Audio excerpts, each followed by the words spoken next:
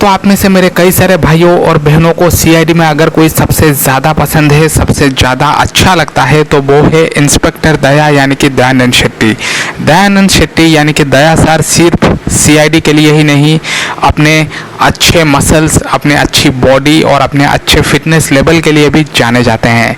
दया ने सीआईडी में काम करने के अलावा कई सारे बड़े बड़े बॉलीवुड मूवीज़ में भी काम किया है दोस्तों। हाल ही में सिंघम 2 में भी दया सर ने हमको अपनी एक्टिंग का जौहर दिखाया था और दया सर को सलाम है दोस्तों कि उनका जो फिटनेस लेवल है वो काफ़ी हाई रहता है हमेशा। तो दोस्तों दया सर का व्हाट्सएप नंबर क्या है, कैसे हम बात कर सकते हैं दया सर से, क्या दया सर का व्हाट्सएप नंबर हमें इंटरनेट पर सर्च करने पे मिलेगा?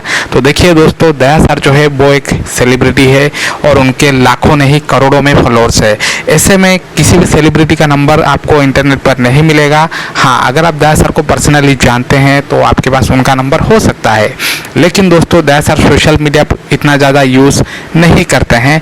तो कुल मिला के बात यह है कि दया सर का नंबर जो है वो आपको इंटरनेट पर तो नहीं मिलेगा। अगर आप दया सर के फ़ैन हैं तो आप दया सर को फॉलो कर सकते हैं।